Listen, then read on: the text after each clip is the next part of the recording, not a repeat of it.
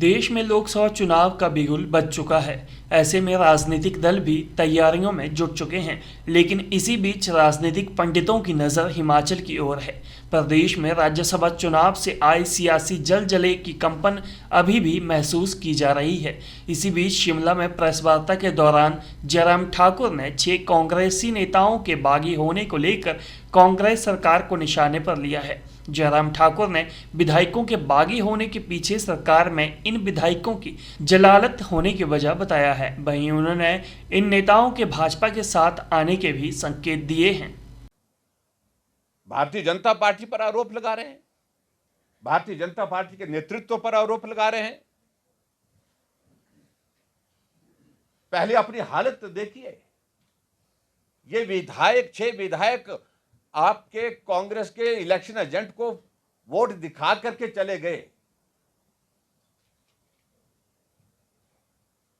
और भारतीय जनता पार्टी को वोट देकर के गए।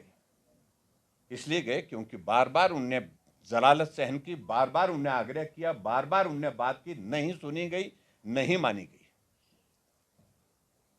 और इसके बाद उनका कहना है कि इसके बाद हमारे पास इसके अलावा कोई और रास्ता नहीं था। कांग्रेस की सरकार अपनी लोकप्रियता तो बहुत पहले खो चुकी है, लेकिन हिमाचल प्रदेश में अपना बहुमत भी खो चुकी है। मैं ऐसा मानता हूं कि उन सभी विधायकों ने बहुत बड़ा कदम उठाया है और अपनी विधानसभा की सदस्यता खोई है और भारतीय जनता पार्टी के राज्यसभा में सांसद बनाने में, जीत दिलाने में उनका बहुत बड़ा योगदान है।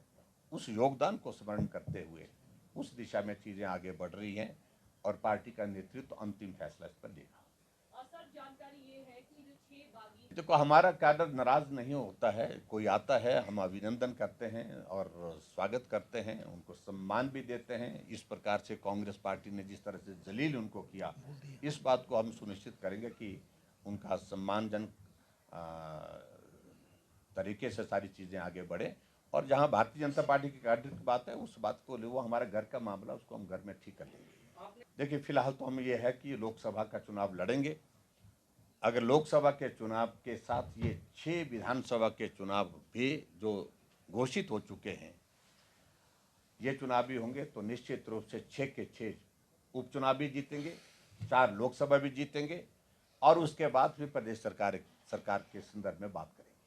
जहाँ तक बात रहती है मंडी लोकसभा के बारे में, तो मंडी लोकसभा में बहुत सक्षम कार्यकर्ता हमारे पास हैं। हमारे नाम का जिक्र करने का मुझे लगता कि आवश्यकता नहीं है। हम एक जगह हैं, काम कर रहे हैं, जो असाइनमेंट दिया है उसको हम कर रहे हैं। और वैसे भी मुझे लगता है कि ऐसे हालात में जो वर्तमान में हालात बने हैं, ना कांग्रेस पार्टी और ना ही भारतीय जनता पार्टी किसी सिटिंग एमएलए को लोकसभा लड़ाने की बात सोच सकती। मुझे लगता है ऐसा है। मेरा व्यक्तिगत